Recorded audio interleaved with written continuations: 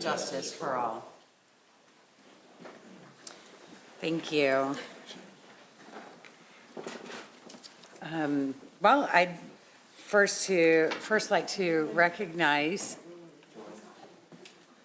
an incoming board member, Pinellas County Commissioner Chris Scheer, who will be replacing Commissioner Dave Eggers. He's not here yet. And hopefully he'll be along shortly, so when you see someone new join us at the dais, it's Commissioner Scheer. So there you go. We have a new and improved AV system here in the boardroom and new microphones for all of the board members. The process will remain the same.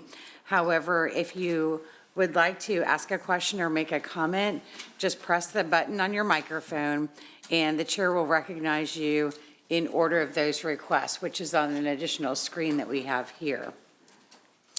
And so next, I would like to entertain a motion to allow Commissioners Tom Reed and Deborah Fig-Sanders to participate in today's meeting remotely by Zoom. Second. Thank you. We have a motion and a second. All in favor, please say aye. Aye. Aye. Thank you. The motion carries. And welcome, commissioners, to the meeting. Next, we have awards and recognition, and we want to talk about our emergency evacuation efforts. The recent emergency evacuation effort that we experienced here in our area, for that one, PSTA played a major role in the an evacuation with the Lutheran Senior Apartments in St. Petersburg. And here to recognize the PSTA efforts is Eddie Kester, PSTA Safety Supervisor, and also Joe Waugh, the Codes Director for the City of St. Petersburg. Good morning, gentlemen. Good morning, PSTA Board. Eddie Kester, PSTA Safety Security, Joe Waugh, City of St. Petersburg, and we're here to do a presentation about a good deed we did with the community today. I'd also like to take just a moment and recognize in attendance today, Tom Tibbetts.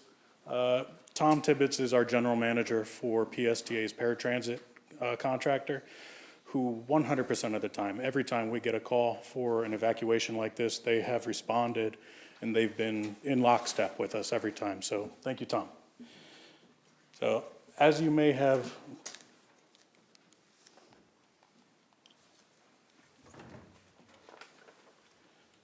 slide advancer.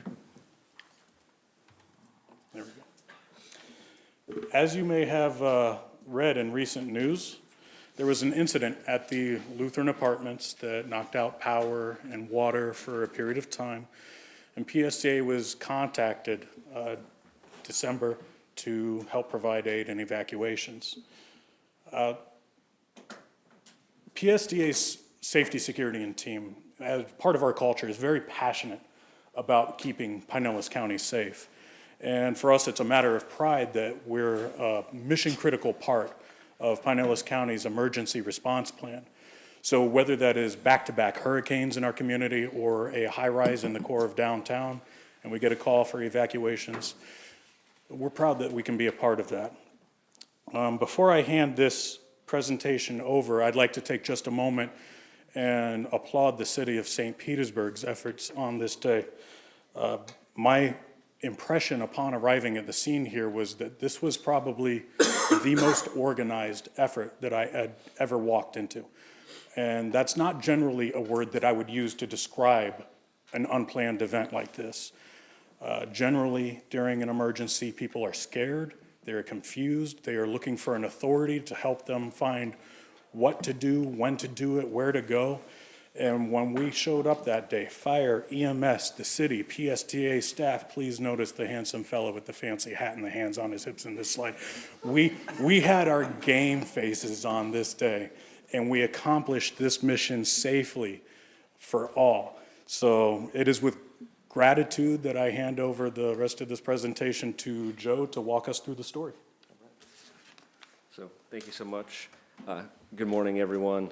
Really appreciate the opportunity to be here to kind of highlight the efforts that went on this day. It was really a team effort across many different organizations. So just a little bit of background. So the emergency, there was initially a fire that occurred on the evening of December 16th. It was isolated to a mechanical room and the second story of the building. St. Pete Fire Rescue was able to quickly put the fire out. They ventilated the entire building from any smoke, and then they had the residents just shelter in place for that evening. So then we arrived back on scene first thing the following morning. We met with the property management company and their electrical contractor, and that was the time when the day pretty much changed. At that point, where we were hopeful that possibly power could be restored very quickly, we were advised that it would potentially be 7 to 10 days in a best-case scenario that they would be able to have power at the building. So obviously that meant that there was no power, there would be no water available above the third floor, no fire alarm systems. So at that point, it was necessary to evacuate those residents. So going into the evacuation plan, obviously we were looking at a scenario where we had over 250 senior residents, many of them with mobility issues, that had to evacuate a building and there was no working elevators. So we immediately began to coordinate with city staff and property management. That included our St. Pete Fire Rescue team, our codes compliance team, and then our social services team. And the first thing that we did was start reaching out to our partners. So we reached out to Sunstar, we contacted Red Cross, and then PSTA. And the fantastic part about that was we got immediate responses that absolutely they were willing to help, do whatever they could to assist with this evacuation, which was fantastic for us. At that point, property management began going door to door throughout the residents to let them know about the need to evacuate and then to identify mobility needs and housing needs, because we knew that was going to be a very difficult piece as well. We were on the heels of 2 hurricanes. Many of our hotels were packed full, so we were not sure what that was going to look like. We also established a support desk at the front of the building because we had lots of residents who were just scared, confused, wanting to know what was going on. So we had codes compliance staff and social services staff that were there to answer any questions for them. At that point, fire rescue and Sunstar teams arrived with their stair chairs and started to mobilize and identify the residents that needed help down the stairs. And then we also contacted additional staff from our codes compliance department because we knew that there was going to be other residents who maybe didn't need help down the stairs with the stair chairs, but they had to bring their personal belongings, their pets, so they helped carry luggage and things like that. So with the, I'm going to speak to the housing piece first because our Red Cross and social services team really did a fantastic job jumping right in and trying to find a solution if we had to have temporary shelter. We were really hopeful that there would be a majority of these residents that would be able to go with friends and family, but unfortunately that just was not the case. Where we thought maybe we would have to shelter 15 or 20, that quickly became 80 to 100 individuals. So it was going to be a difficult task to try to find a temporary shelter under those circumstances. So we were very fortunate in this case, and I want to give a lot of credit to the property management company, that they actually stepped up, and our social services team was able to find over 100 hotel rooms that were available, fortunately, and they actually booked those hotels for their residents that were going to be displaced. I can tell you, dealing with this just from a single family or a duplex standpoint, I've had landlords that tell me that they're not going to do that, and unfortunately there's not really much we can do to force them to do that. So the fact that they stepped up to book those hotels was very important in this whole thing as well. So at that point, Fire Rescue and Sunstar began to actually do the evacuations with the stair chairs. I don't know if you all have ever seen that before, but it was a very impressive operation.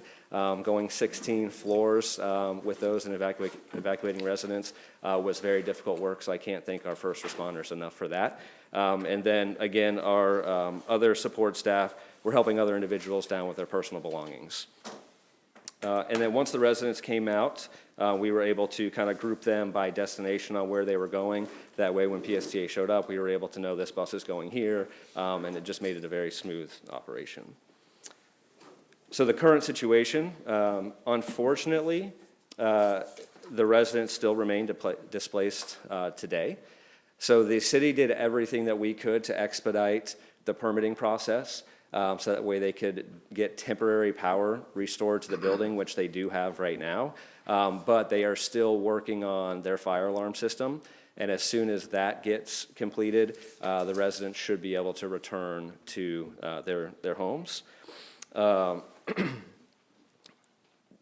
Immediately after this, similar to how we do with hurricanes, any other emergency, we did an after-action meeting with our city teams to try to understand lessons learned, what we could do better next time, and then how we can also help similar complexes who may not be prepared for such an incident. So our goal right now is to do targeted outreach to similar complexes while we work on more long-term solutions that could be explored. And a lot of the very simple things that we kind of touched on, one of being, printed copies of updated rent rolls. No laptops were available. They did not have an updated rent roll at the property, so it made it very difficult to figure out who was in what room, where they were at. And then just other things, understanding the level of vulnerability in these scenarios, having a plan for worst-case scenarios, and then having contracted services, so we don't have to, necessarily rely on PSTA in these situations, because this is a private property owner and there is a level of responsibility on their end as well. But ultimately, like Eddie mentioned before, we're always going to step up and do what we have to do to make sure residents were safe. And I was very proud of the efforts of everybody that day, from our first responders, Red Cross, and especially PSTA. So just happy to be here to highlight what was a very difficult situation, but I think ended up being a successful evacuation in the end. So with that, I'm happy to answer any questions. And again, just want to thank Eddie and his team, because they were really fantastic that day. Thank you, thank you. And I'll share with everyone that this is an apartment building that is in my district. It's right downtown, and these are the same folks who just 2 months earlier had to receive a warning the day before Hurricane Milton that a giant crane might fall on their building. So they've been through quite a lot. And the night that that the fire happened, I remember I was actually far away out of town and got a call from Chief Watts, our fire chief, to let me know what was happening. And so I couldn't be there myself, but knowing and learning that not only St. Pete Fire Rescue, but Joe and his team, and then PSTA were all working together with the management of the apartments to make sure that everyone was able to find a place to stay and get there safely. So, as a city council member for the district representing these folks, I am so grateful. And as a board member of PSTA, I couldn't be more proud of the way that this organization steps in and helps out, especially in critical times like this. So thank you. Thanks to everyone who worked together to make this as easy as possible for residents who were quite vulnerable at the time. Commissioner Peters. Thank you. The great story, and good job. That's outstanding. One first question is, what's the name of the management company? To be honest, I'd have to, Okay. it Caught you off slips guard. my mind right now, but I mean, if can you're going to certainly give them follow up. credit, let us know who it is. Yes. Because not all of them are the same. They Yeah, definitely and aren't all equal. It was a newer management company that had just taken over, I think, within the past couple of months there as Okay. well. So my question to Brad is, I don't recall us ever really talking about, I understand the role we play in emergency management and how critical the bus system is to us when it comes to emergency management. But I don't think we ever talked about, so for something like this, do you get reimbursed by FEMA for this? Or is there, when you do the emergency management and you're part of the whole plan for the county, is there contracts with the county that pays us for our emergency management piece that we play during hurricanes? Or can you claim a cost of FEMA from the county to get reimbursed on, or just curious? That's a great question, Commissioner, and the answer is yes. For hurricanes, certainly we have in the past gotten reimbursed by FEMA, and I'm still hopeful that we will get reimbursed for these last hurricanes through FEMA as well. Of course, yes, it helps us to coordinate through Pinellas County Emergency Operations, because then that is basically assured that we get the FEMA funds. We don't actually apply through the county, we do it ourselves, but it still works the same. For this kind of thing, this is just kind of what we do when we, I don't think we're gonna get reimbursed by FEMA for this emergency, these trips to the hotels, but it's just very important to what PSDA does for the community, and we have a portion of our operating budget that can support this. Okay, well, that's interesting, and given what happened and so many, I look at how many houses that got their power turned on, and then there was a fire, and with all the tall buildings that we're building, I could see this happening more and more. Possibly could, yeah. And so, I mean, there's the potential in a disaster that it could be more and more, and I guess if it's associated with the hurricane, I don't see why you couldn't, because was it associated with the No. hurricane? It was not associated with the hurricane. Okay, Yeah. well, I was just curious, because there had to be a pretty big cost to that, transporting 100 different people to a bunch of different hotels. I don't know if the city is trying to get any kind of FEMA funding for this. Yeah, I emergency. imagine they wouldn't, but anyway, it's something to think about. I don't know that we've ever really thought about Yeah, it well- before, but thank you. Investigate, it's a good idea. Right? Always looking for money. Thank you. And next we'll go to Commissioner Patty Reed. Thank you. Oh, yeah, I do it from here now. I was like, oh, it's great. On a note, and thanks to everybody, I always talk about how well PSTA does and that people don't realize how often our staff jumps in to save the day. Numerous times, on numerous occasions has PSTA done that. And it kind of goes unnoticed, I think, a little bit, so, kudos to everybody who jumped in, and thank you for recognizing them. One of the things, when we went to Tallahassee, I was with the city of Pinellas Park, but one of the things that I brought up, and I've talked about frequently since the hurricanes, is that there needs to be some way that either Pinellas County, or, even if you look across the whole state, that when a disaster or an emergency situation happens, they need to somehow, some way, even Pinellas County, if they want to be the foregoer of it, is to put in there that public transit steps in and that they will get reimbursed for what they do. So public transit seems to step in and save the day a lot, even though we kind of get downed a little bit, but we save the day when it's needed. Our TransDev, I'm sure who you were talking about is for our disability, for our paratransit. Yes. They have stepped in so many times and helped. Yeah. So I think somewhere in there, either Pinellas County, when they're looking at our emergency response, that it falls in there that PSTA gets reimbursed, and that also on a larger state level, that falls into, when they're talking about all the emergency responses, that public transit falls into that response team, because it does, everywhere it is, they kick in, then everybody has to fight for their money to keep our staff employed who jumped in without a Yeah. question, if that makes sense. And thank you for talking to our legislators in Tallahassee about that possibility of Yeah. that kind of thing. I know that of course, there's FEMA, and then there's federal emergency relief funds. But thank you for talking about it at the state level too. And I think Yeah. our county commissioners need to look at putting PSTA or public transit into, and our paratransit and so forth, into that emergency response as we go forward. As you said, everything is changing, and all these high rises and all these things, and the beaches are all changing.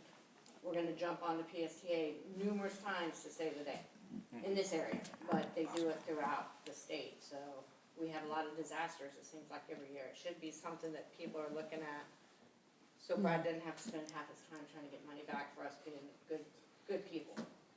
So thank you again to all of our staff and who took part in it.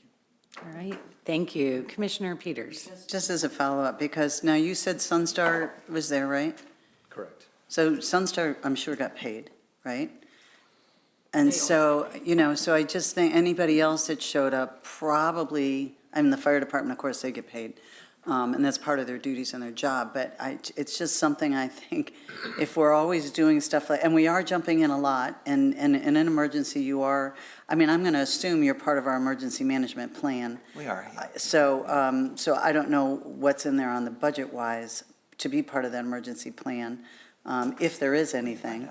But it's just something I think we got to look into, because there's a cost to that, whether or not you can, I don't know, I'm not an accountant, so you can do something with that, but it's just my thought. Everybody else that was on scene got paid.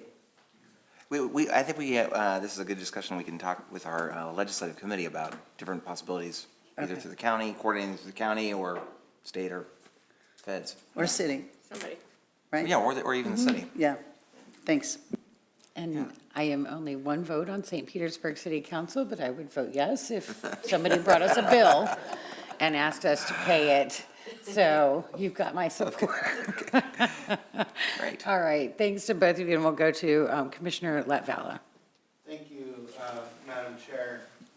And thank you, Madam Chair. And just to follow up what Commissioner Peters said, the PSTA is part of our emergency plan, and when there's an activation, PSTA has a section at the EOC that y'all have fully staffed, and Yeah. y'all were very helpful with the hurricanes recently, both before and after. And it is very appreciative. Yeah, thank you. All right, thank you. Anyone else? All right, great. Thank you Great job. both so Thank you. very much. Thank you. Thank you.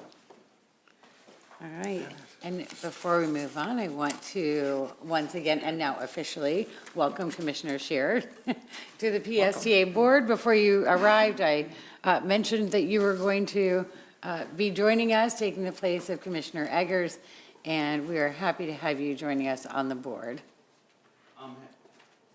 Here. You're good. You're good. All right, I'm very happy to be here as well. Thank you, Chair. Past Chair, new Chair. Okay, Almost, good. we're almost there. Almost All right. there. Okay, I Thank didn't miss you. that part. Good. No, you haven't missed that part. Okay, next we'll go to public comment. If anyone in the room is here for public comment on consent agenda items or items not on the agenda, if you could please fill out a green card and present it to staff at the front table. Speakers will be recognized in the order in which cards are received. Do we have any members of the public here who wish to be heard today? All right, thank you. We'll close public comment and go on to our action items. First up, our board officers and committee appointments. Today, we are electing our new board of officers for 2025, and also we're filling committee vacancies. Brad, would you like to take us through this item? Sure. Good morning. So first of all, thank you, Chair Driscoll, and thank you for your service as a great chair for the past 2 years. The nominating committee of PSTA met on January 13th and voted to recommend the following. That our current vice chair, Dan Saraki, move up to be chair for 2025. Our secretary treasurer, Deborah Figgs Sanders, move up to vice chair. And moving into the secretary treasurer position would be Commissioner Tom Reed from South Pasadena. The committee also filled 2 vacancies on our committees at PSTA, recommending Commissioner Scheer come on to the Finance Committee and Max McCann to the Planning Committee. So that's the result of your nominating committee. All right, thank you. All right, we have a motion and a second to approve these appointments. Any questions or further discussion? All right, if we could go ahead and open the voting machine, please.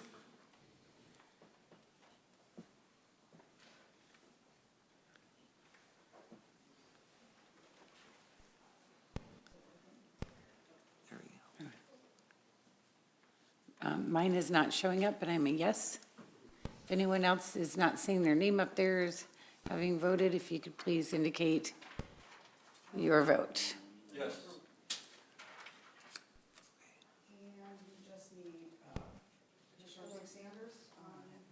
Oh, yes, on Zoom. Commissioner Fig Sanders, your vote? Did we lose her? Commissioner Fig Sanders, if you could please give a vocal vote, please? Yes. Oh, she's doing a thumbs up, which, oh, she just said yes. And then, do we still have Commissioner Tom Reed? No, he did not join. Okay. Oh, okay. All right, thank you. So is that everyone then? Yes. All right, thank you. The motion passes 11-1. Thank you and congratulations, Chair Saraki. Thank you very much. So I will now pass the gavel, turn the page so he's got the right spot here. While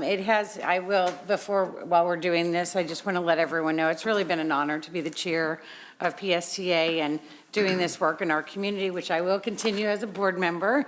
But I am fully confident that Chair Saraki will continue to lead PSTA to new heights. And with that, I am happy to do the official passing of the gavel. Wonderful, thank you. All right, Thank you, Madam Chair. thanks, everyone. Let me just move. Yep, I'll get out of your way.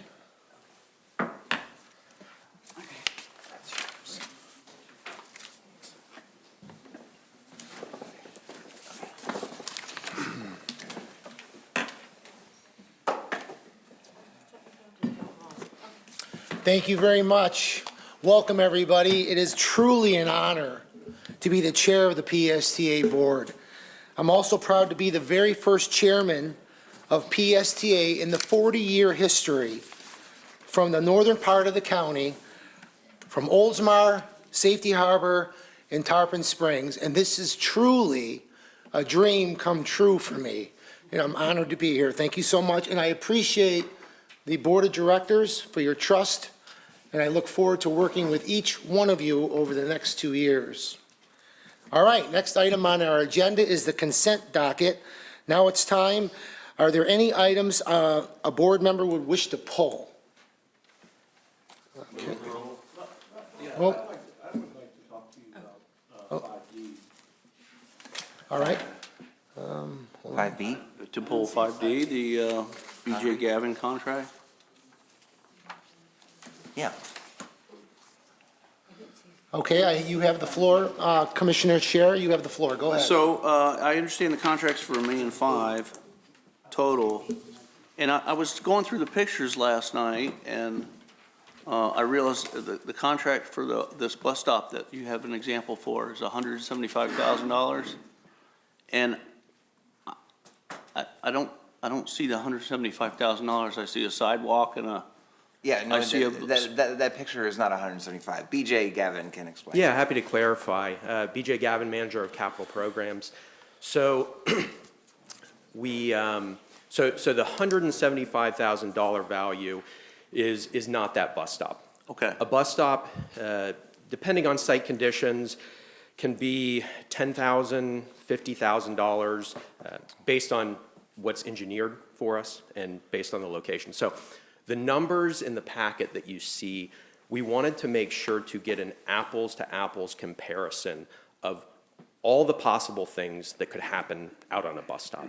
So this is, and by the way, this is just for construction.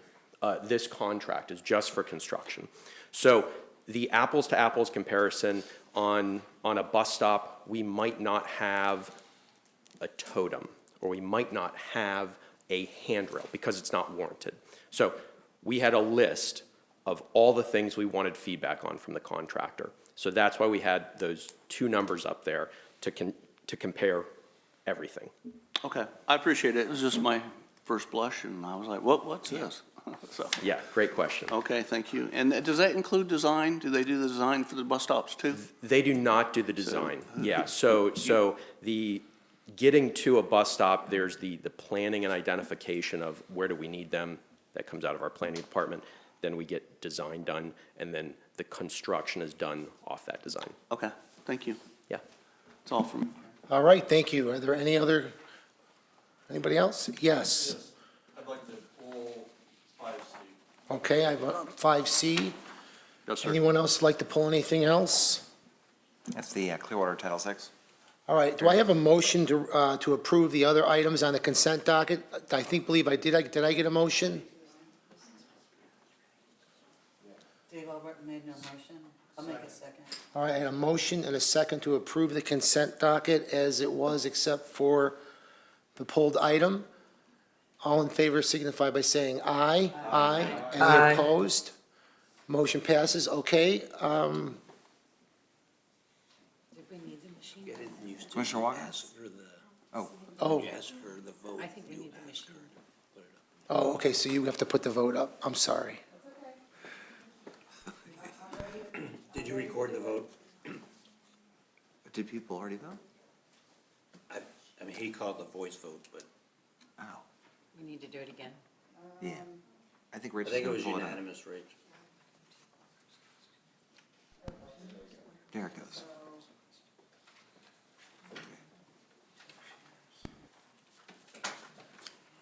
And I heard Council Member Vic Sanders vote yes. Okay, so we have a 12-0 vote. Commissioner Walker, you have the floor. Thank you, Mr. Chair. This is just real quick. If I could get a quick overview of how this impacts what it pertains to with regards to the ferry service. All right, absolutely. And good morning. My name is Jacob Labutka. I am the planning manager here at PSTA. So this action item refers to, so as obviously it's called, it's a Title VI analysis for the upcoming Clearwater Ferry service. So this is to fulfill a regulatory requirement if we're to ever receive federal funds for the Clearwater Ferry service.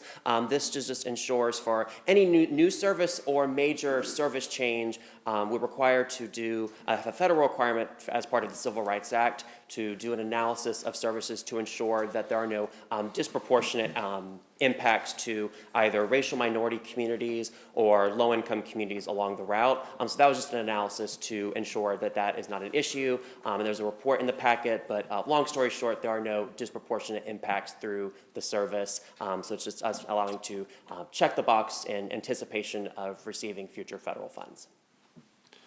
Thank you for that. And does that include ADA as well? That does not include ADA. Okay. Is there a separate certification for that, or? That would be handled by a different department, but that's, I think, ensuring that, there's ramp deployments and things of that nature, but I believe that those accommodations will be on the vessels, if I'm not mistaken. Yeah, I don't think, there's no certification that we have to do for ADA compliance, but we can get audited for that.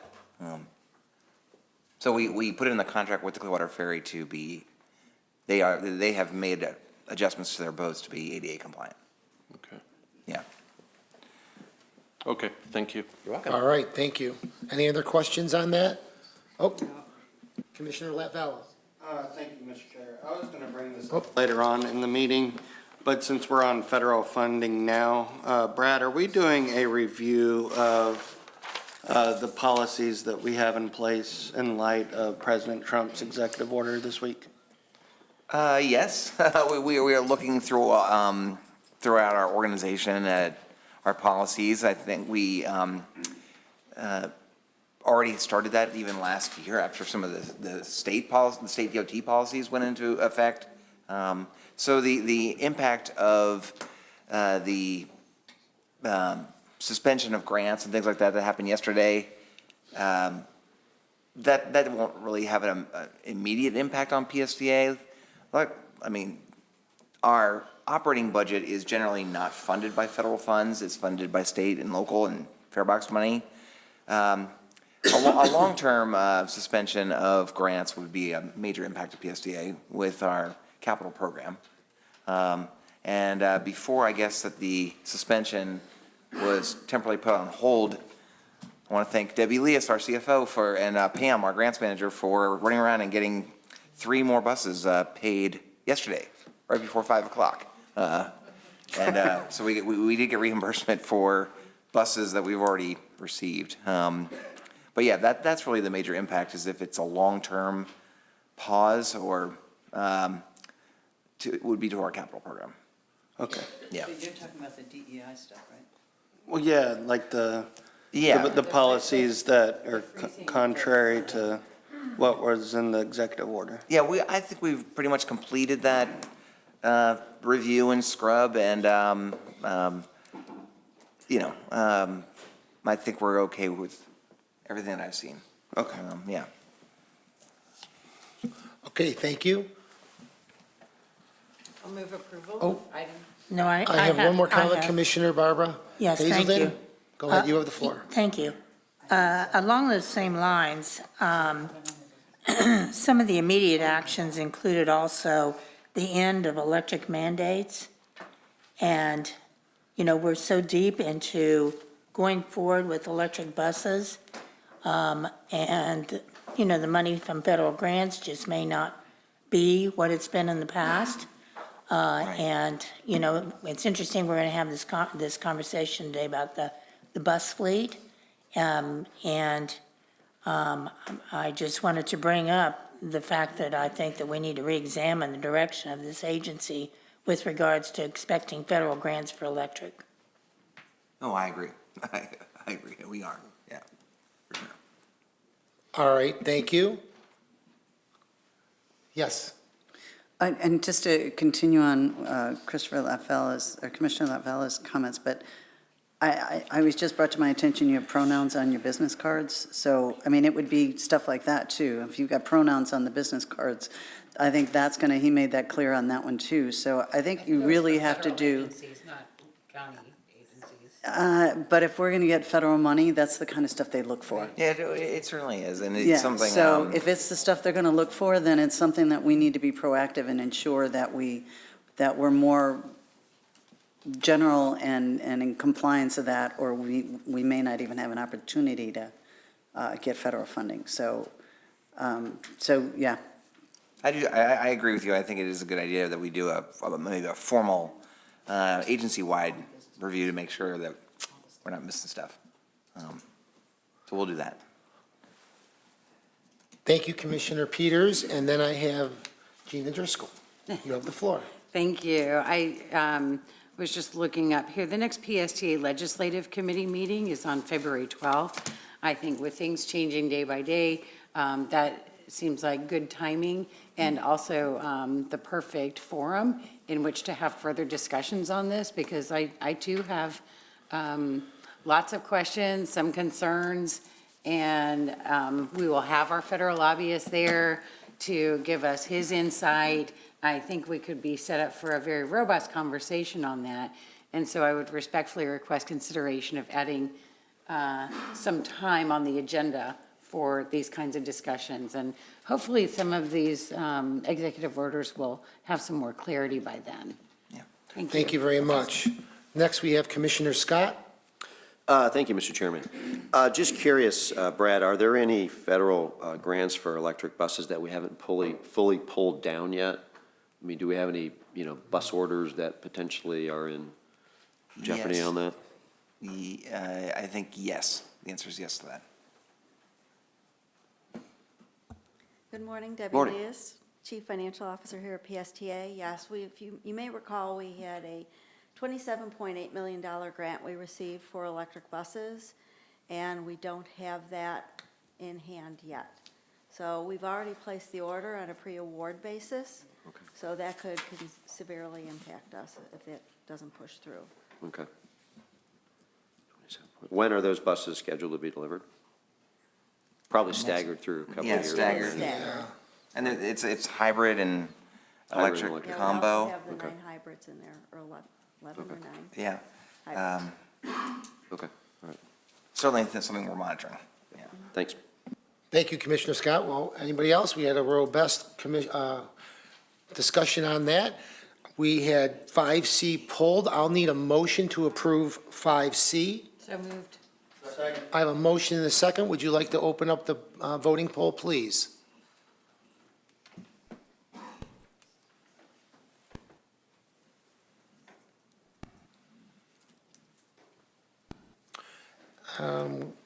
Vice Chair Fix Sanders, do you want to vote? Is she there? She says yes. And then I also need Walker. Yes.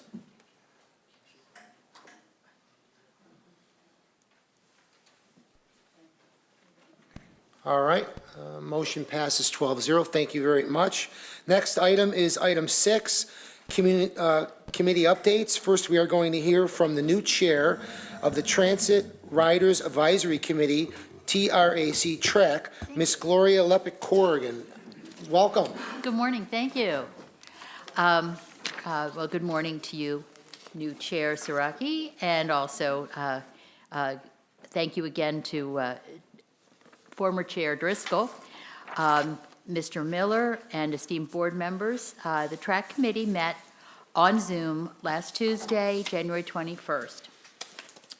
And as was just mentioned, the committee did choose new officers for 2025, and I'm very honored to once again be serving as the chair of TRAC. I've done this years ago, but I'm glad to be back doing it. And we have a wonderful new vice chair, Jay James, who's been a member of our committee for a while, but is in her first position as a chair or vice chair. The committee would also like to offer special thanks to our outgoing chair, Mark O'Hara, and our vice chair, Roman Shurbalko. And we want to thank them for their tireless work that they did over the last several years. Both of them have work positions that are making it hard for them to be able to serve in leadership of the TRAC. And so hopefully they'll still be involved with the TRAC because they are going to remain active transit riders. And we sincerely thank them for their years of dedication and leadership. At our meeting, PSTA Project Manager Elizabeth Mosek-Fazio gave the committee a presentation on the 60% design progress for the downtown Clearwater Transit Center that will be replacing Park Street Terminal. And this holds a special place in our hearts for our TRAC members, including me. I do an awful lot going into Clearwater. And we are waiting actively for this long overdue upgrade. We're sure that it will the new facility will significantly improve the transit riding experience in Pinellas County.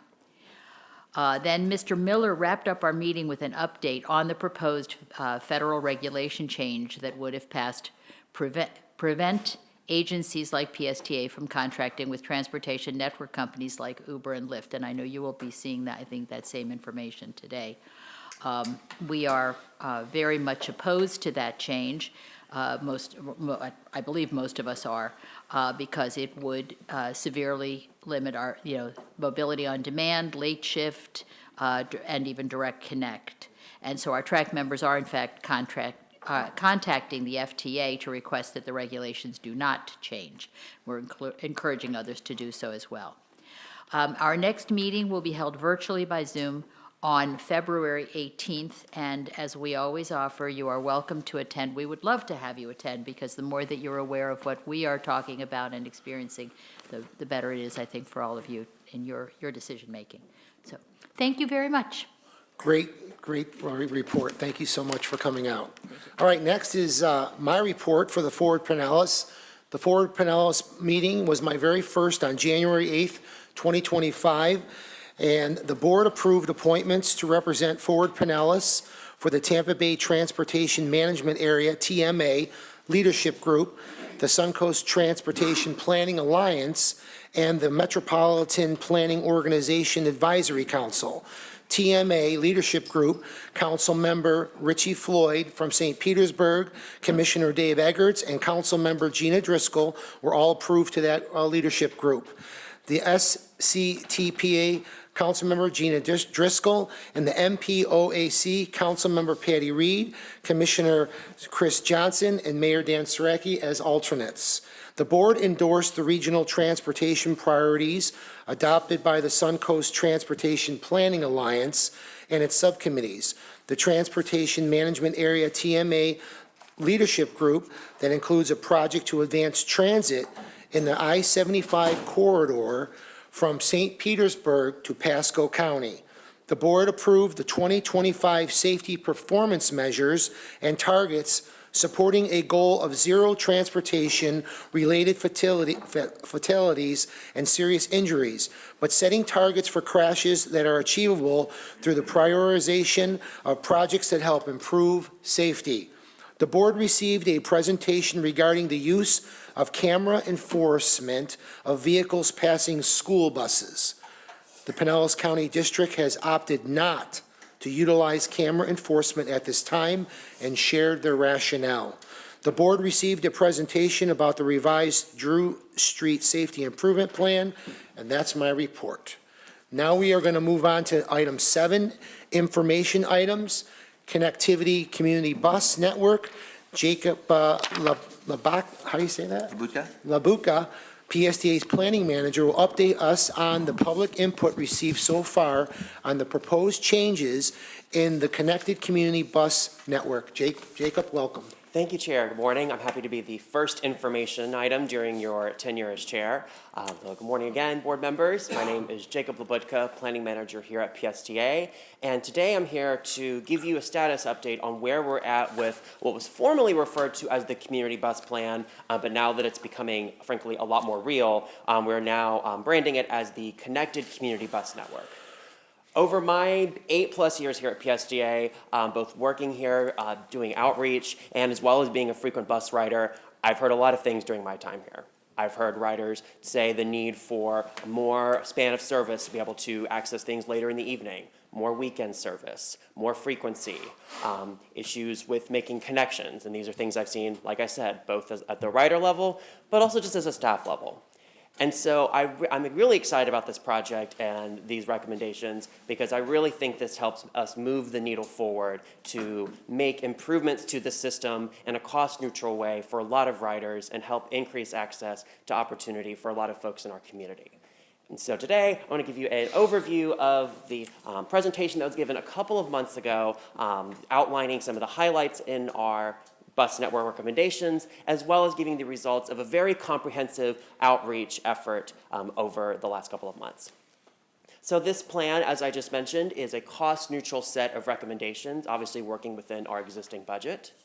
This plan also functions as a network. We know that a lot of individuals have to go long distances and many have to make transfers. And so we want to help improve the transfer and network experience for our riders. We also have the 3 C's of this network, as I like to call them. So we are wanting this to be a clear set of recommendations. So we want this to be clear and that it's easy to understand for both existing riders as well as new riders for both the schedules and the design of the routes.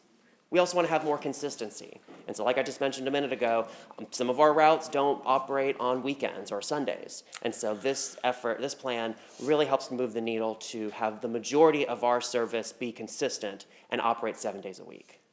And lastly, we want to be connected. Like I mentioned, we have a lot of riders who need to make transfers, so how can we improve the transfer experience and reduce travel time? And so this plan does seek to do that at several key transfer locations. So shown here is a map of the draft recommendations that were previously presented to this board and that we've been doing very significant public outreach for from the end of November to the beginning of January out in the field and through a public survey of which I'll show the results in a moment. And I will note that this information and the map is currently on our website even though the survey period is closed. This information is still available. And so there are, at a very high level, there are 6 themes that this plan really seeks to push the needle forward on. So as I just mentioned, we're wanting to invest more in weekend service and shift a little bit from traditional peak service. We also know that we're a very significant tourism-based economy, and we want to be responsive to that.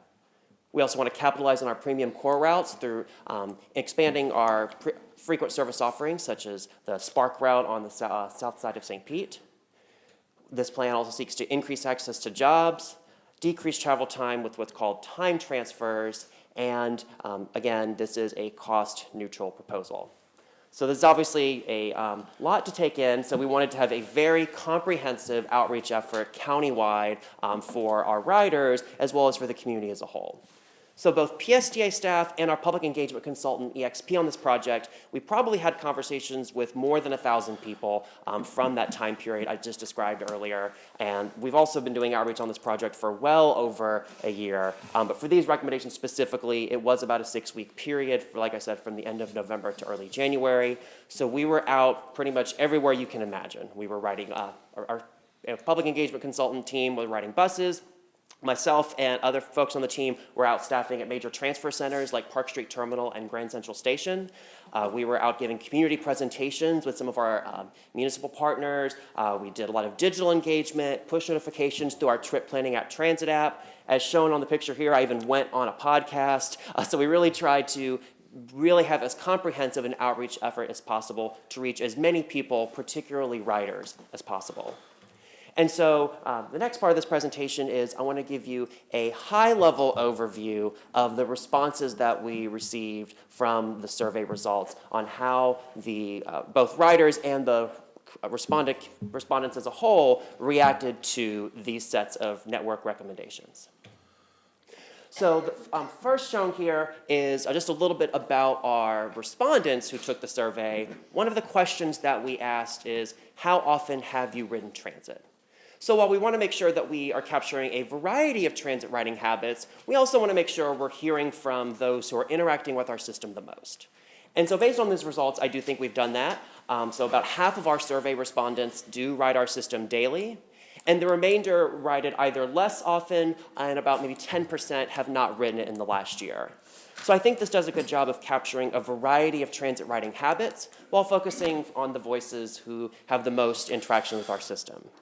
And I will give a shout out to Mayor Petrilla, who, when this was presented to the Planning Committee meeting, did ask a very thoughtful question on, because some of these results I'm about to share with you are for all survey respondents, but he asked the question on how this is received specifically from daily riders. And so there is an additional slide and a few slides that was not at the Planning Committee that gets into that. So first showing the first statement that we asked survey respondents to answer in the survey. So we asked survey respondents to react to the statement, the draft network will be better for me. So shown here on the graph, the responses could be on a range from strongly agree to strongly disagree. And so as you can see, about 60% of respondents say that they agree that the draft network will be better for them. Roughly a quarter were neutral about the statement, and about 16% disagreed. And so one thing I'll note here is that, so we're obviously happy to see the majority of respondents say that the draft network is either better for them or about the same. And I will note that our consultant on this project, Jarrett Walker and Associates, has noted that these are higher positive response rates than they've seen for similar projects that they've worked on for similar network changes. So first, like I said, we started with asking just about the individual and their trips. So then we expanded out a little bit with the second statement, the draft network will be better for people I know. So the level of agreement stays roughly the same, to about 60%. The level of neutrality increases slightly to about 30%, and the level of disagreement goes down a little bit to about 12%. So at least for those few people that maybe disagreed a little bit more with this statement, there's a recognition, at least with a subset of that group, that the network is better for people that they know.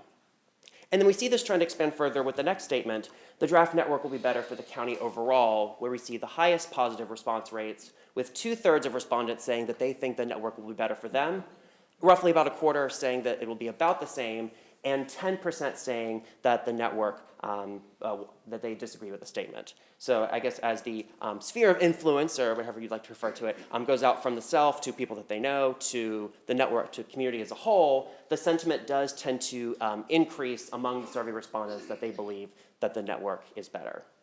But then lastly, to add some information on daily riders specifically, so we're taking that last question, the draft network will be better for the county overall. Let me move this thing so you can see this a little better. Better overall, to see how the responses percentages compare to the overall respondent pool. And it's pretty similar, slightly higher levels of agreement amongst daily riders, roughly just under 70% agree, about 20% are neutral, and about 10% disagree. So I think it really shows that the response rate among riders and their reception to the network changes is pretty on par, if not maybe incrementally better from amongst the respondent pool than to the respondent pool as a whole. So I was actually very, very happy to be able to do this analysis and say that it's pretty much in line in that regard. And then, realize the technical difficulties. Oh, it's because I clicked on that Zoom thing. There we go. All right. And in addition to the survey statements, we also asked people for specific comments with regards to the plan. So we, of course, asked what people like about the plan. So people generally like increased frequency in core routes, extended span of service on weekdays, and particularly on weekends where some of our routes don't operate. People like better connections and the simplicity of the network design compared to some of our routes today. But of course, we also asked what would change. Let me move this a little bit down here. Here we go. What would you change? So I think for a lot of people who responded to this question, they wanted more of the same. They wanted more frequency, more span of service, more connections. And so I think this draft plan certainly helps move us in that direction. Of course, within a cost-neutral environment, we can, of course, only do so much. In addition, people also said they want more service on evenings and weekends and reduce travel times and improve cross-county commutes. And so I think this plan does help get us in that direction, but it's certainly the backbone for future improvements, such as the study we're undertaking right now to evaluate premium transit service options along the alternate 19 corridor. But it's my hope that with this information that you are properly informed to make a decision in March on the set of network recommendations, because ultimately, so of course, I think we want a set of recommendations that the most number of people are happy with and that the most number of people can see improvements with. But I think there's always going to be some trips that are certainly affected, and some people may have to walk a little further to a bus route, and some people's trips will certainly change. And so I think it'll be obviously up to you with the decision and the board vote in March on how we want to move the needle forward, and if we still want to make those changes, even if maybe a few trips are affected, but that still improves the network as a whole and can improve a lot of trips and customer interactions with our system. And so kind of providing a few next steps over the next couple of months. So as I mentioned, we just finished the survey period, and we're making a few minor changes to the network based on the results of both public outreach as well as some conversations had with our operations team. So our next big milestone is we're going to be having a public hearing at the beginning of the board meeting next month on February 26th. And so the way we're structuring that is a little more expansive than a traditional public hearing. So there'll, of course, be a traditional component where individuals can come up to the podium like I am right now. But in addition to this, we're going to have a setup in the lobby where we have zoomed in maps of our existing system and the draft set of recommendations, so we can have a lot of one-on-one conversations with riders about how the set of recommendations might change trips. And based on my own experience with outreach, I think that's going to be really effective because a lot of people, when they maybe were first concerned about the network and maybe they didn't see their same route number or it didn't look the same, through having those one-on-one conversations, I think we're able to make people realize that for a lot of trips, while it may look a little bit differently, they're still able to make that same trip. And so we want to have that additional resource available to where myself and other members of the team are able to answer questions. And so following that, in the following month for the March meeting, this is when the final set plan will come to the board for a vote.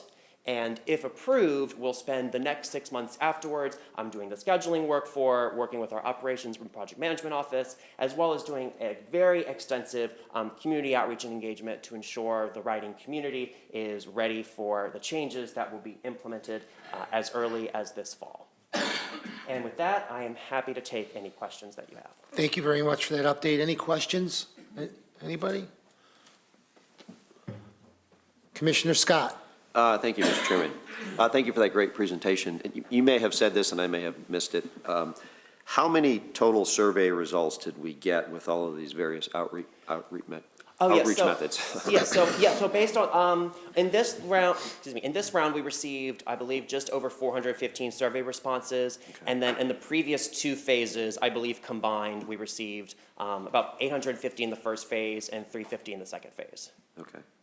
But then in addition, you were asking me about your in-person outreach too. Oh, yes, in-person outreach, so not necessarily survey responses, but we did engage between the public engagement consultant team and PSTA staff. We probably had conversations with direct interactions with over 1,000 people. Okay, all right, and you're pretty confident that you got a good sampling of the... Yeah, I mean, it's certainly not necessarily a statistically valid sample like our onboard survey was, but that being said, we want it to be in as many different pockets as possible to get as good of a sample as we can. Okay, thank you. You're welcome. All right, thank you. Anyone else? All right. Commissioner Scheer? Yes, thank you, Chair.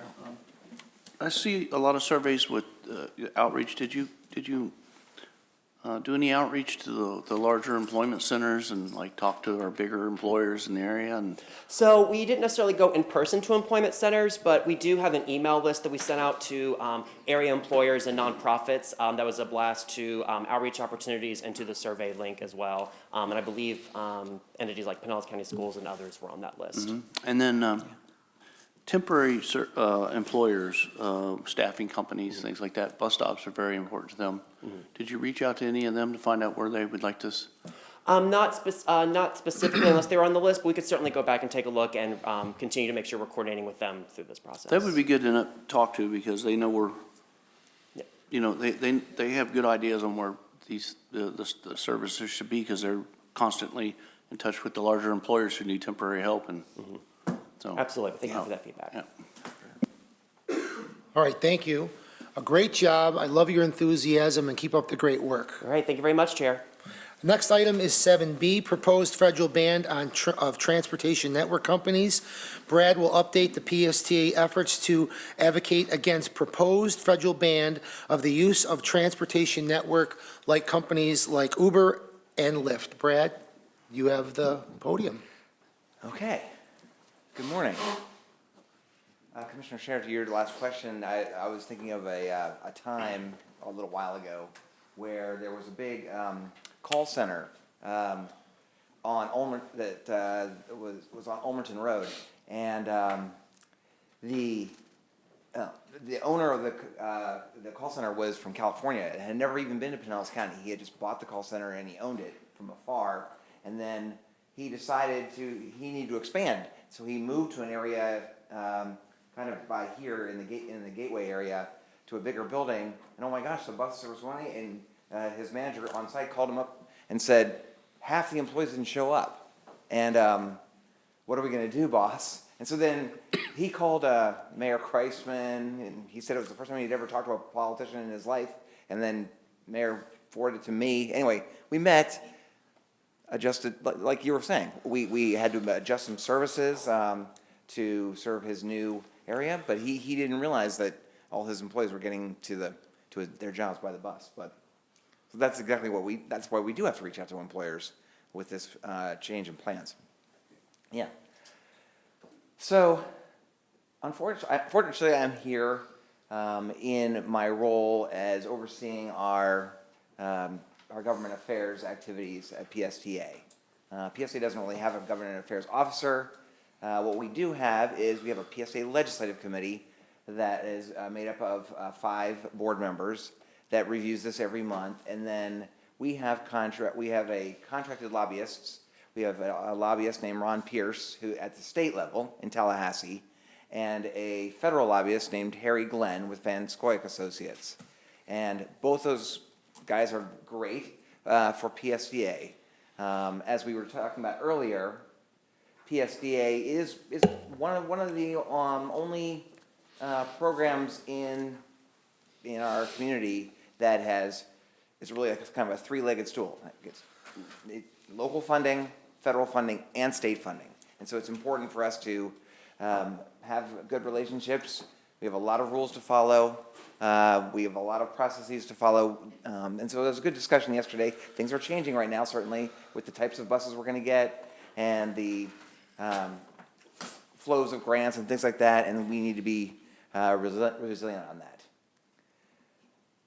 Something we also need to be resilient is changes in policy and regulation.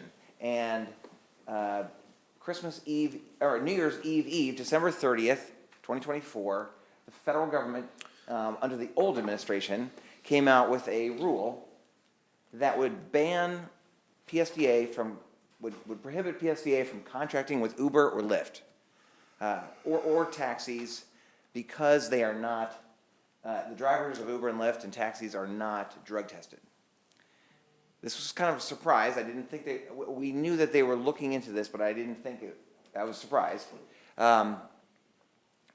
This would have a major impact on PSTA services, and I'm going to talk about that a little bit later, but PSTA has one of the largest on-demand programs for our customers of paratransit, or people with disabilities, using TNCs like Uber and Lyft. The federal government said they're giving a time for public comment up until February 13th. And we are working very hard to make sure that the public here in Pinellas knows about this potential problem. And this would require us to eliminate our Mobility on Demand program, and that would be a major degradation in service. When PSTA started this service, essentially we have a paratransit program for people with disabilities. The traditional paratransit, since 88 was created, is for people to call the day before and they reserve a ride and we go and get them. We contract all this service out, so we take the calls, but then we allocate the trips to the contractors. Since 2016, PSTA launched a Mobility on Demand program using Uber and Lyft. We were the first transit system in the country to have a contract with Uber. And in addition to our traditional paratransit, we now offer something called Mobility on Demand, and the customers love it. They, instead of calling the day later, they can call and get a ride on Uber or Lyft, which we all know comes in like 5 minutes. They can call us, I want a ride now. A lot of people maybe scheduled their trip to the doctor in advance, but then you don't know when your doctor's going to see you, and it's going to be over. So then they say, I'll just call when I'm done, and then I'll get an Uber or Lyft ride home. It's very, very popular. In fact, in my career, I've never seen such an improvement to mobility. What has changed is what the riders use it for. Before, they pretty much only used it to go to doctors or to the pharmacy. Now they use it for everything. They use it to go to a restaurant, they go to the movies, they go to a Rays game on it, or they come to a public hearing at PSTA on Mobility on Demand, because it just has really improved mobility for a great group of our people that need more mobility because they have a disability. So this is very concerning. I know it will be very concerning to our riders of this program. Here's a little history. Again, we started this in 2016 as the first system to have a contract with Uber. We've expanded now. We have Uber, Lyft, we have taxis. We have tried very hard to mold our programs to comply with the federal rules. Up until December 30th, the rule in place now is that as long as it is the customer's choice, not PSTA's choice, but the customer's choice on what they would like to have, an Uber or Lyft or taxi or a traditional ride, then those providers do not need to be drug tested. That exemption to the drug testing requirement was put in place back in 2001, way before Uber and Lyft were invented. And those regulations have not been updated. What the federal U.S. DOT is saying now is that, well, they haven't updated their rules, and there's a lot of people that are riding in Ubers and Lyfts that are not drug tested, and the 1991 law required drug testing of transit drivers. So I get it. I understand why they're doing this. They feel like they have to comply with this old law, and obviously it's related to safety. All of our PSTA bus drivers are subject to drug testing. All of the ferry drivers, all drivers in the United States of transit are drug tested for safety purposes. But there's been a lot of debate about this. Our own data shows that the safety data for Uber and Lyft kinds of rides are equivalent or even better than the equivalent type of service of the drug-tested employees based on their records. And that's certainly what Uber and Lyft are going to have to argue to the federal government, is that they have a strong safety record with their services, and I'm confident they will do that. Again, PSTA, I think, is in a pretty good position to support this. We've given a lot of presentations on our program. A number of cities have copied PSTA. Actually, there's over 100 cities now that have contracts with Uber and Lyft. on the Zoom call I had with the APTA, which is our National Association Zoom call, it was all of the larger cities. It was New York, Chicago, Philadelphia, Phoenix, Denver, Dallas. They were, and I can name others, but they were all on this call because they all have programs now using Uber and Lyft.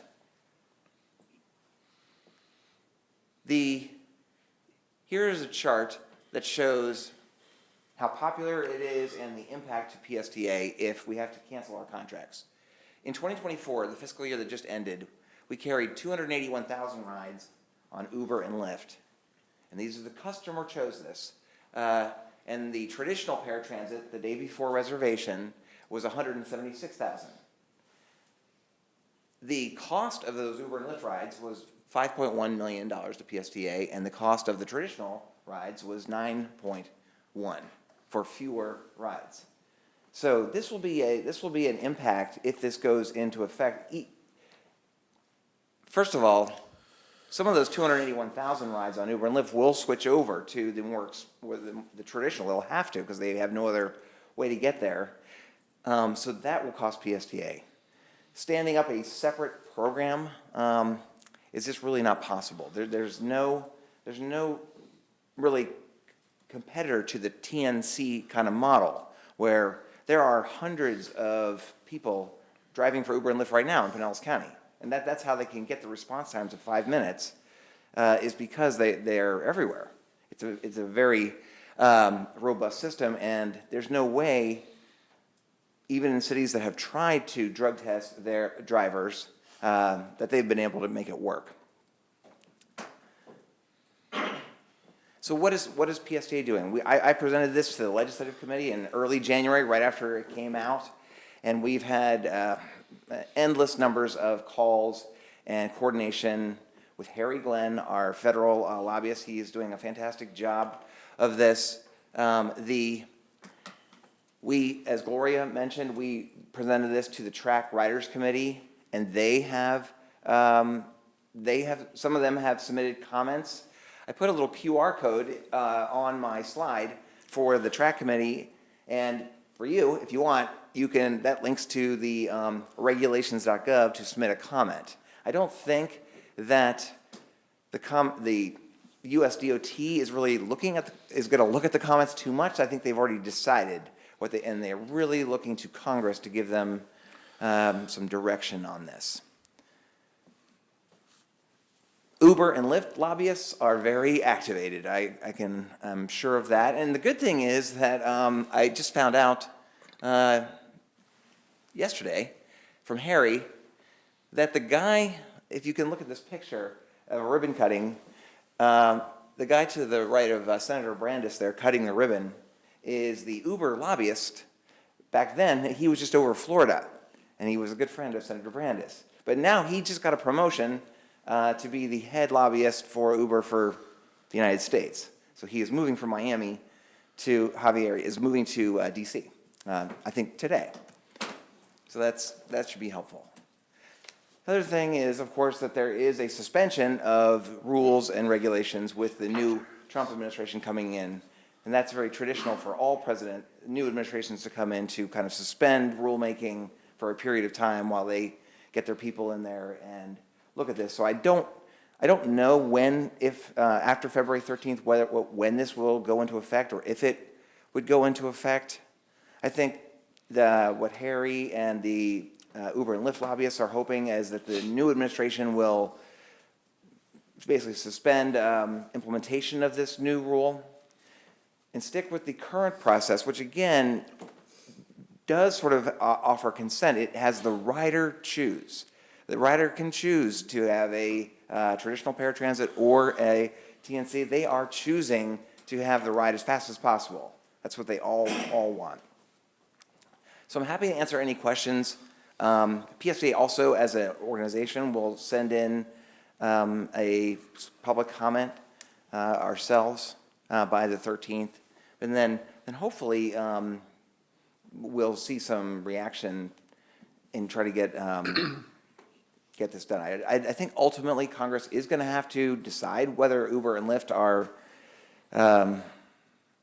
an okay mode. I think that's been debated at a lot of state legislatures and local legislators have debated that, and the federal government just hasn't had that discussion yet. All right, thank you, Brad. Commissioner Peters, you have a question? Yeah, so of the 280,000 riders, not riders, because I know those are rides, Right. but do we have a way to communicate with them? I mean, do we have an We do. email or a phone number? So is there a way that we could email every one of those riders and explain that their choice may be taken away for them Yes. to reach out to their I think- congresspeople and that link?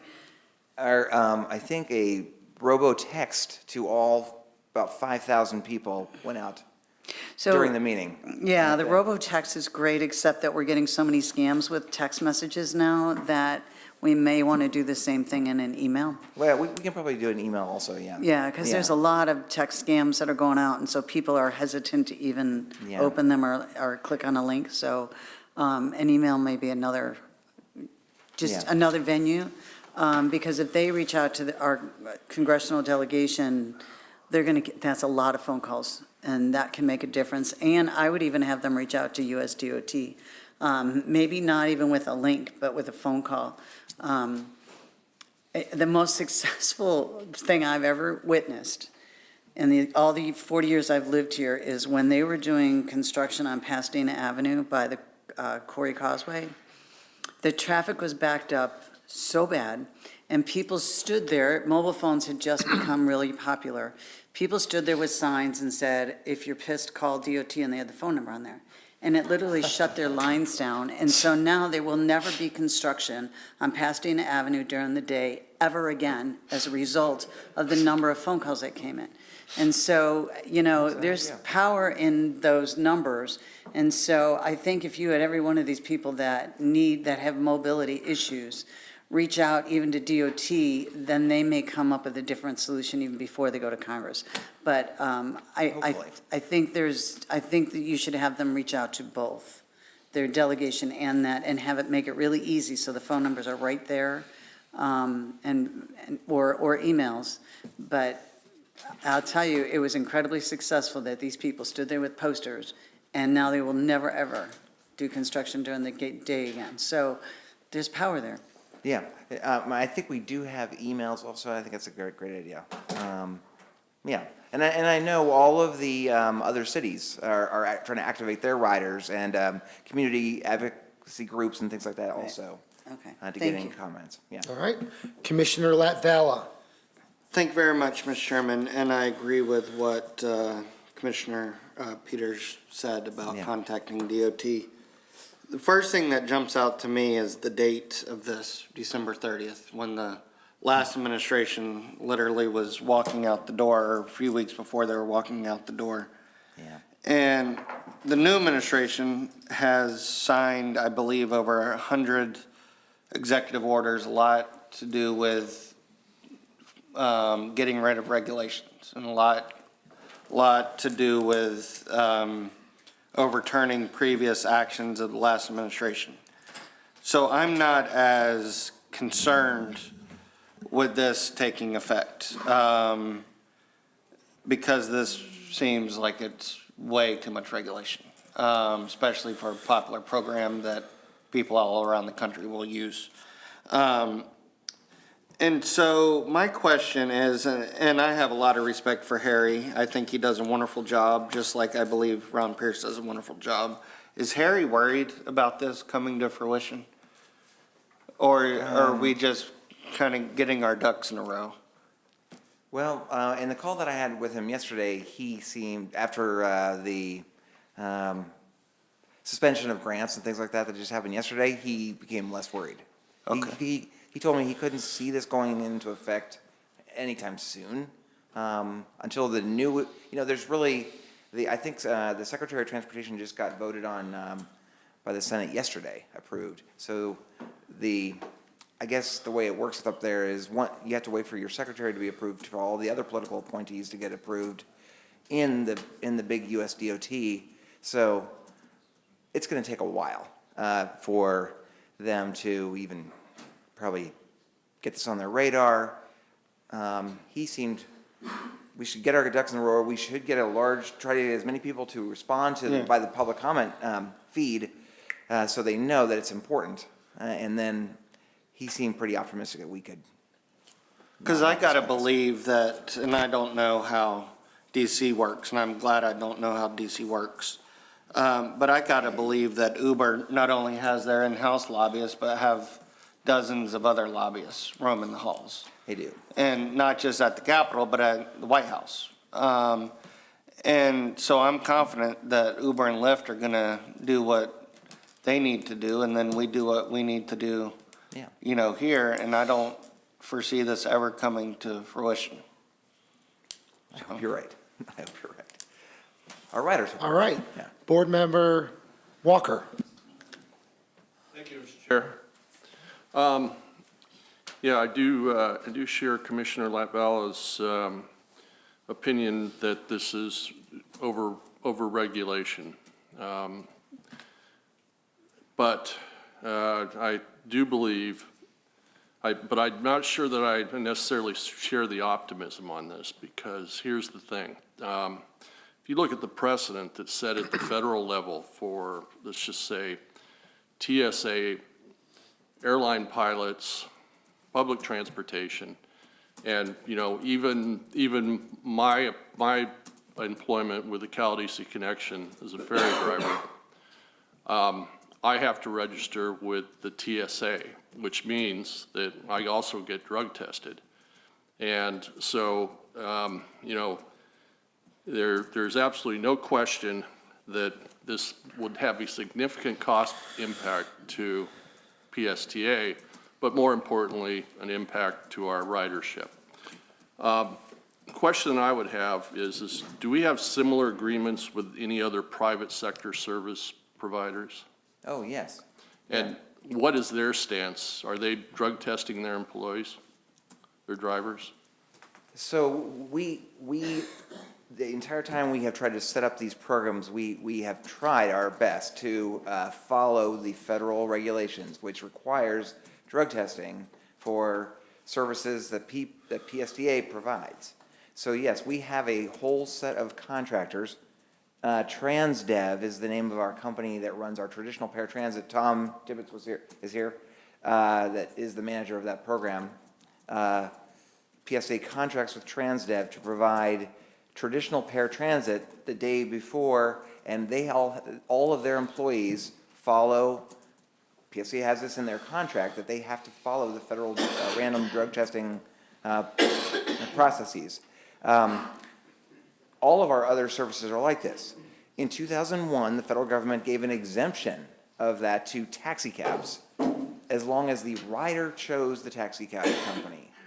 And so, then when Uber and Lyft were invented back in 10 years ago, they came out with a clarification of that language, saying that Uber and Lyft are considered taxis, as long as the rider chooses, not PSTA, but as the rider chooses, then they can be exempt from the drug testing. So Uber and Lyft drivers are not subject to the drug testing that you and PSTA employees are. Yeah. Oh, okay. Well, I appreciate that clarification. So the exemption language, is it currently enacted and on the books? It's not a law. It's a regulation of the USDOT. But the language exists? Yeah. Yeah. Yeah. Okay. Well, what came out on December 30th was a change to that regulation that basically cut off or prohibited any contracts with any company that does not drug test their drivers. They kind of said nope to that. Yeah, interesting. Well, yeah, so I appreciate the clarification on that. Yeah, and I would agree and implore any user of the service and everybody in the community to Yeah. engage our congressional delegation, DOT&E, I'm sorry, DOT, and, Thank you. Yeah. yeah, thank you, and good presentation. Thank you, Brad. Commissioner Scott. Thank you, Mr. Chairman. I share a lot of the comments that Commissioner Peters and Commissioner Latvala brought up. I think we should get the message out to our users and our riders and have them weigh in on this. You know, just looking at just doing some quick math here, the cost differential between the Uber and Lyft rides versus the traditional rides are $51.64 a ride versus $18.12 a ride. Yeah. I mean, just that math alone, right? I share Commissioner Latvala's viewpoint that I just don't envision this really taking place, just because of that financial impact and the impact it's going to have on mobility across the entire nation. That would be so huge. I just am hesitant to think that they would actually follow through with that. I think that they will find some solution to that. I'm sure APTA's all over this, but I would advise them and also Harry to do everything they can to get in front of Sean Duffy, the new USD DOT secretary, just as soon as get on their calendar as soon as they possibly can to talk about this, because this is nationwide impact. I mean, every transit system across the country is going to be dealing with this, and that mobility impact is just going to be massive. So I can't imagine them disrupting the systems nationwide to that much of a degree. I have said the same thing to APTA and to the a number of different groups that I belong in about what a big impact this is to the riders. I mean, that is certainly the case, and so that's why I completely agree that having the riders explain how this is, why they like it, you know, what is the benefit of this. Probably the audience is really Secretary Duffy or Congress more than it is sort of the inner workings of the FTA and DOT on this. Right. Yeah. Okay. Good. Thanks. All right, thank you. Brad, great presentation. I just have one quick comment. Being on the legislative committee and working with Harry Glenn, I think he's a great lobbyist for PSTA, and if you could keep us updated, the entire board, when you talk with him, if something changes, I think that'd be great, because I think Harry is going to, as Commissioner Scott and Commissioner Latvala said, I think we're going to be okay. I hope. But thank you hope so, again. too. Great job. If I could just tell you, I think a funny little story that on the Zoom call that Harry got with the Uber lobbyists earlier this week, somebody asked a question. So, what's the president's experience with Uber? And the CEO of Uber went to the inauguration, and they said that well, maybe the president hasn't particularly used our transportation services, like ridden in an Uber that much, but he very much likes our food delivery service, Uber Eats, and so that is a positive. I think that is a very good positive. All right, we have one more question. Vice Chair Driscoll, do you have past chair. Do you have one more question? Oh. Yeah, thank you. I just, it's great to hear everyone weigh in, especially those who feel like this is hard to imagine moving forward. That doesn't mean it won't. I agree that I think it might be too early for optimism. And although it makes sense to us, I don't want that to hold anyone back from sending a public comment. I think that we still need to look at just, if nothing else, being on the safe side and considering sending something and letting voices be heard regarding this, just to, I would just hate for everyone to kind of relax thinking this is too crazy to go forward, and then it does. So I hope everyone will scan that QR code or get with Brad to find the best way to submit comment. And the deadline is February 13th. Our next PSTA Legislative Committee meeting is the 12th. Right. So hopefully we'll have some good news, or some, at least a clearer guess as to what's going to happen by then. But It's true. It seems like this is so wide-reaching that it would not make sense to move forward. As a member of the legislative committee, it's been, it just feels really difficult to understand why anyone would want to do this. So I'm glad that we do offer choices to our riders as to how they would like to have their mobility done. And I think we're in a really strong position to speak realistically about what this means and what we need out of it. So I just encourage everyone to consider participating in the public comment period. Thank you. All right, thank you. Our next item on the agenda is 7C, November ridership trends and use of small buses. Devin Deal, Planning and Data Analyst Manager, will update us on ridership and present some information about the use of smaller buses in PSTA's fleet. Devin, welcome.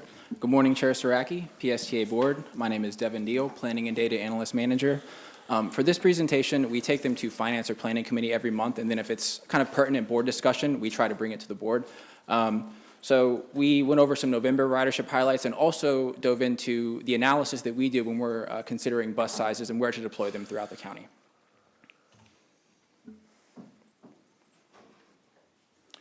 So starting off with our total ridership for the month of November, you see fiscal year 25 in red, fiscal year 24 in green, and fiscal year 23 in blue.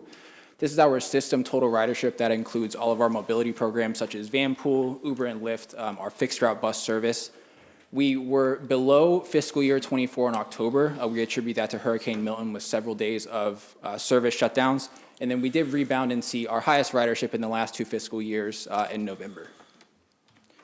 We see the same trends on fixed route service. Our fiscal year 25 ridership was below 24 and 23, and again, we attribute that to the significant shutdowns we had, especially on the beaches during Hurricane Milton. And then we again rebounded in November for our highest fixed route ridership in the last 2 fiscal years. So now to dig into our current bus fleet and the analysis that goes into that. I've listed all of our vehicle types, and so you see in the top left, we have a photo of one of our 40-foot electric buses. The numbers in the top left of all of those photos are the count of that size bus in our fleet. So for the 40-foot buses, we have 120 of those. Those have 38 seats per bus. They're not all electric. We have diesel, hybrid, and electric 40-foot buses. The photo in the top right is a picture of one of our 35-foot hybrid buses. We have diesels and hybrids in 35 feet. These buses, depending on the model, have between 32 and 35 seats. In the bottom left, you see one of our 30-foot diesel buses. Those have 26 seats, and we have 3 of those in our fleet. In the bottom right, these are our 25-foot vehicles. We have 8 of those, and they have 12 seats. I do want to point out real quick for those of you that saw this in the Finance Committee, the number of 40-foot and 35-foot buses, we found a mistake. We had 6 of our BYD buses classified actually as 40 feet, but they were 35 feet. So if you notice those numbers changed slightly from the committee to now, that's why. We also have dedicated buses specifically that only serve a few routes. We have 20 trolley buses. Those serve the Central Avenue Trolley and the Suncoast Beach Trolley. The Central Avenue Trolley runs from Grand Central to downtown St. Petersburg, and the Suncoast Beach Trolley runs from Park Street Terminal and Clearwater all the way down Gulf Boulevard to St. Pete Beach. We have 12 dedicated vehicles for the Sunrunner. These are also 40-foot vehicles, and they have 23 seats. They have a lower number of seats, but they have significant standing capacity. These buses were specially designed to facilitate faster boarding and alighting than our regular service. We have bike racks on board so that our riders can quickly get on the bus and load their bikes and the bus gets going, as opposed to our regular bus where the riders have to load it on the front of the bus. That can slow down the trip. So when these were designed with those bike racks inside of the bus, we eliminated some seats, but also increased the standing capacity of the vehicles. So this just breaks down our bus count by length. We have 132 40-foot buses in total. That includes our regular 40-foot buses plus our 12 dedicated Sunrunner buses. We have 20 of those 38-foot trolley buses. We have 50 of our 35-foot hybrids. We have 3 of our 30-foot diesels and 8 of those 25-foot vehicles. So some of the considerations that go into choosing bus size and making sure we're properly deploying those throughout the county is, the first one is ridership. We always want to make sure that we have the largest bus that we're going to need on a route so that we're not turning riders away. The second is infrastructure constraints. We, in areas that may have really tight turns, brick roads, significant pedestrian activity, we wouldn't want our largest buses due to both infrastructure and possible safety concerns. We also have to plan for our peak service and peak ridership. So I live in West St. Petersburg, and if I walk my dog at about 5 in the morning along Central Avenue, those 4 lanes are totally empty. I might see 2 or 3 cars. When I get off work and walk my dog at 6 o'clock on Central Avenue, those 4 lanes are packed full. So in the same way that that lack of demand at 5 in the morning doesn't indicate there's never a demand for those 4 lanes, when we see a bus with only a few people on it sometimes, that doesn't indicate that there is never a demand for that larger bus, or there is never higher ridership on that route. The buses also have different maintenance requirements. We know that the 25-foot vehicles have a much shorter useful life than our larger vehicles. The Gillig 30, 35, and 40-foot buses are just really built to last heavy-duty vehicles.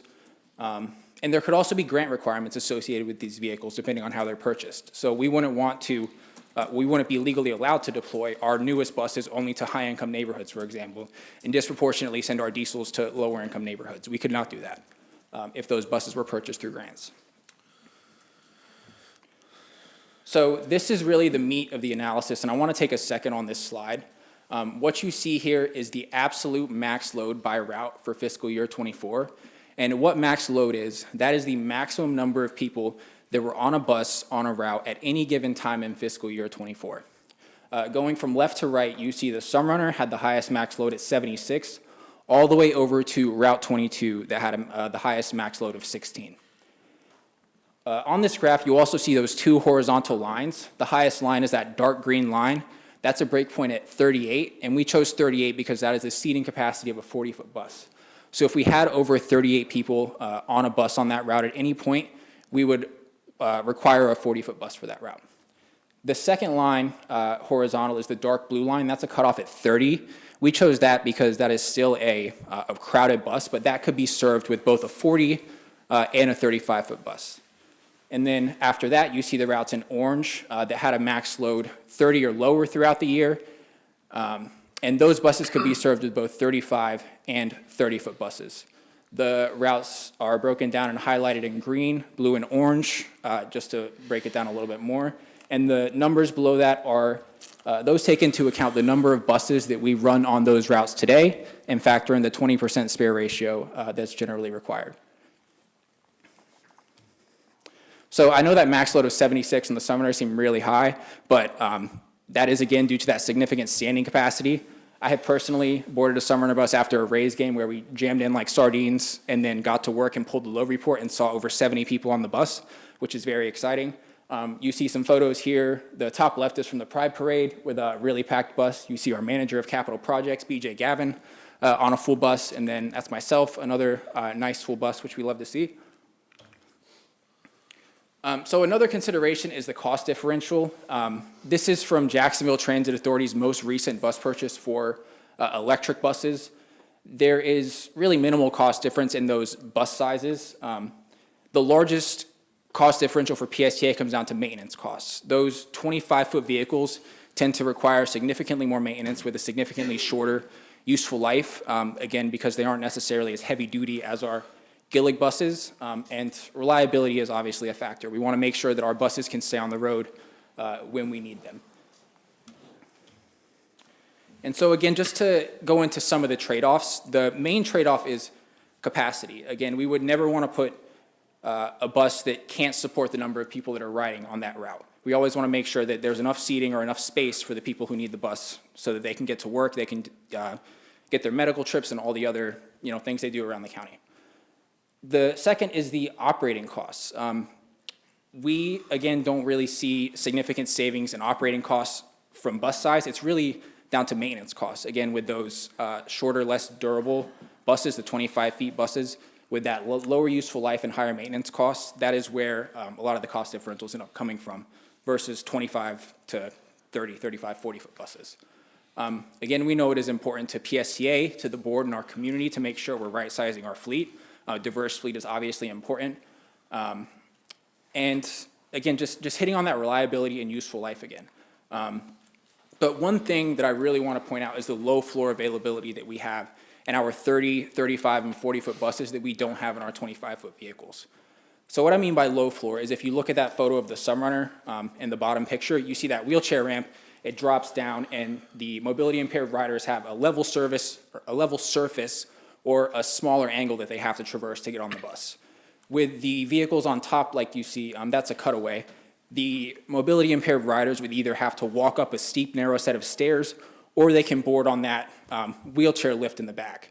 And the vehicle would have to stop, the driver exits the vehicle, drops the ramp, loads the passenger, and then, I know you guys see that wheelchair ramp. I picture my grandmother in her walker trying to board on that ramp, and she has to hold on to those handles while it goes up like a Busch Gardens ride.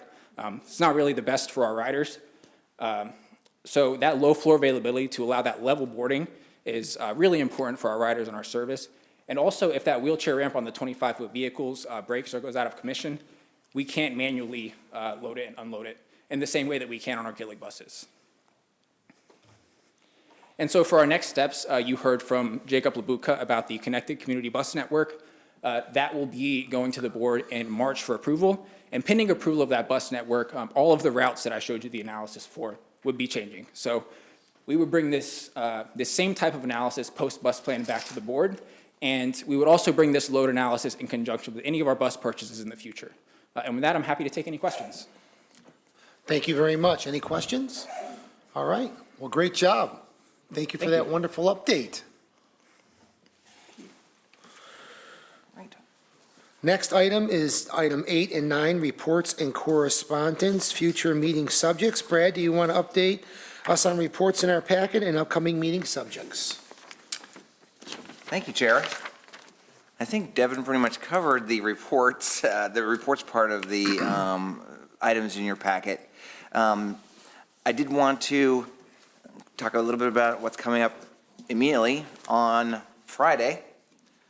I'd love for you all to join me and Commissioner Albritton for the relaunch of the Clearwater Ferry. It is now operating on Thursdays, Fridays, Saturdays, and Sundays on a regular schedule. It's operating from downtown Clearwater, where the event will be, down there in Coachman Park, to Clearwater Beach. Hopefully soon, we will have a dock in Dunedin, and then we will add the Dunedin route from Clearwater to Dunedin on the Clearwater Ferry as well. And so we're really excited for that. I've tasked Stephanie with writing all of the mayor and other speeches to have nautical terms in there. I'm ready. For you to talk about. So that's coming up on Friday, 2 o'clock.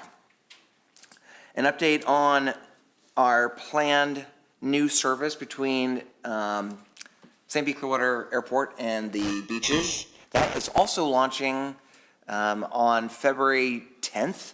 It's gonna launch on February 10th with it's gonna be a reservation-based system primarily, where people from out of town who are taking Allegiant Air to the airport will go online and make a reservation and then get a ride from the airport to anywhere on Clearwater Beach. But we will also take walk-ups too, and so that system will start there. The idea that we're gonna try to promote and have that is we're going to invite the media to ride along.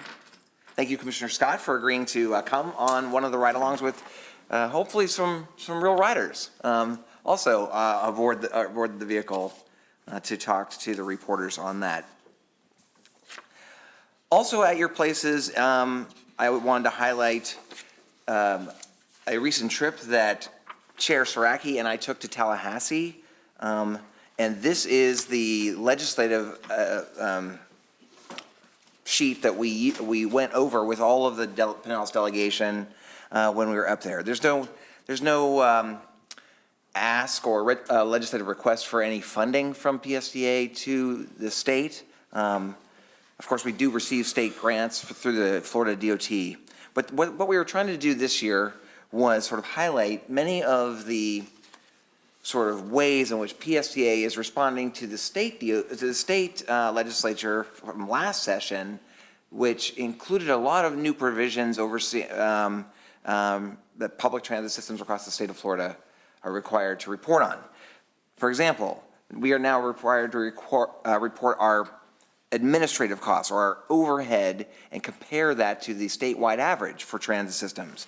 And we are nearly half of the statewide average as far as our administrative costs compared to our operational costs. As the board members who are here know, we reduced our taxes in 2025. Our delegation very much appreciated that, and yet we're still able to expand our service with the ferries and the new Airport Express. Our fiscal year 2024 total expenses actually went down from 2023. As we were just talking about our big partnerships with Uber and Lyft, Uber and Lyft have both told us that PSTA is the #1 customer of Uber and Lyft in Florida. And in addition to that, we contract out a lot of our other services, like these ferries, like the Jolly Trolley, like Transdev, and we are the most privatized system already in the state. And then a lot of the legislators that we talked to did thank us for our work during the hurricanes. Pointed out the different services we're working on expanding, and I thought it was a fantastic. I think we got a really great response from the delegation. I'll let Chair Saraki maybe comment. Well, first of all, thank you, Brad. It was a great trip. I want to just mention, my phone rang at like 9:45 at night, and I'm like, why is Brad calling me? Our flight was canceled, and he's like, Dan, I'm going to pick you up at 5 a.m. in the morning. I'm like, let's go, Brad. So he picked me up. We had to drive to Tallahassee because our flight was canceled, and Brad and I got to spend 8 hours in the car, and I think we know each other, right, don't we? But it was a great trip because being on the PSTA Legislative Committee and Chairman and going this time, we didn't have any asks. We talked about the success of PSTA over the last year and what we have accomplished, and I thought the legislative really welcomed that.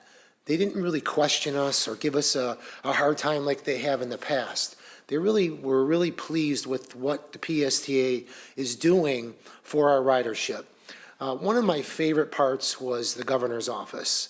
It was supposed to be our first meeting at 9 a.m. on Wednesday, and it was canceled because of me, because I wasn't on the agenda. And soon as the administrative aide came out and said, how do you spell your name? And I gave her my name tag. I knew something was up. So that meeting was canceled to our last meeting till 4 o'clock at the end of the day. So obviously I thought, and Brad and I agreed, that they were probably doing some kind of a background research on me to find out who I was, because they didn't know as the mayor of Oldsmar. But that meeting was so productive, just the way that the governor's office handled it, and how they welcomed Brad and I and Ron Pierce, our lobbyist. And after that meeting, I really felt that PSTA is on the right track for the future. I really feel that that particular meeting and also the DOT meeting that we had, Department of Transportation, those two meetings were the crucial after all the other meetings we had with the delegation. I thought it was just wonderful. I think one of the other favorite parts was Brad invited me to the social dinner where all the transportation leadership from around the state of Florida was there. And I got to meet so many new people and understand the different transportation around the state of Florida. That was so valuable and so educational for myself that I can't thank Brad enough for inviting me to go to this wonderful trip to Tallahassee. And I just want to thank him. And even tonight, this morning, the staff presentations, so important for PSTA. We are definitely on the right track, and Brad, thanks for a great trip. I hope that was enough. That was good. All right. My last quick comment, I would like to recognize someone who's having their last board meeting with us here today. Mr. Abhishek Dayal is off to new and better things as our Director of Project Management at PSTA for the last 6 years. He has done a fantastic job, and I know thank you to a lot of the board members who have said very nice things about Abhishek we're very, very proud of him and his moving on in his career, and I know he will not forget us, for sure, as he's doing great things down in Broward County, Florida. I met your new boss, just so you know. Okay, I believe, Max, you have a comment? Yes, and I will keep it quick. Am I on? Good, thank you. Thanks for the invitation to the Clearwater Ferry Maiden Voyage event. I won't be able to make that, but I did want to share that I'm really excited about this, and especially the leg going to Dunedin. And I'll share a personal anecdote here. Recently, I had friends in town, and we stayed in Dunedin and had a wonderful time. We decided to go to Clearwater Beach for the day, and some of us biked down the Pinellas Trail, and some of us drove. The bikes got there at the same time as the car, believe it or not, because that's how bad traffic is. Yeah. And then when it was all said and done, the car, we had to pay $40 to park the car for the day at the beach. So I'm really excited to have some options for people to make that trip in a way that might be less congested. And even if you don't ever intend to take the ferry, even if you drive that, you might see some benefits from this, from fewer cars on the road. So I'm really excited about that, and I have high hopes for it. Thank you. All right, thank you. All right, Commissioner Walker? Matt, I just want to personally thank you for those very kind comments about the great city of Dunedin. All right, Commissioner Scott? Thank you, Mr. Chairman. I've been thinking about whether PSTA as a taxing authority needs to have a discussion about opting out of the Live Local tax abatement process. That is something that the county did a few months back, and it's something Pasco County did a few months prior to that. I'm not sure how far that tax abatement goes down the tax food chain, but I'm thinking that it probably affects all taxing authorities. So I don't know the answer to that question. Maybe Alan does, or maybe we could look into that as to whether or not we need to have a discussion as to whether or not that would affect us if Live Local projects take place in Pinellas County. I know at not yesterday's commission meeting, but the one prior to that in January, we approved the project at the old Raytheon site that has that tax abatement provision available in it. And then the county opted out of that, but you have to do that every year or every other year to keep that active. So that may be something that we just want to look at and see if that's a conversation that we need to have at this board level. So, I can take a look at that. okay, thanks. All right, thank you. All right, next we're going to move on to board member comments. Anybody have any other comments? All right, I just have one. I want to welcome Commissioner Chris Scheer to the board. I wanted to mention one thing. When you get on the Finance Committee, I think you're going to love it. I'm going to be now the alternate. I'm moving off of that because I'm chair. But I really feel that you're going to learn a lot about PSTA, and I look forward to working with you on that. And if you ever have any questions, I'm always here to help. Chair, I appreciate it. I look forward to being on that committee as well. Wonderful. All right, any other comments from anybody?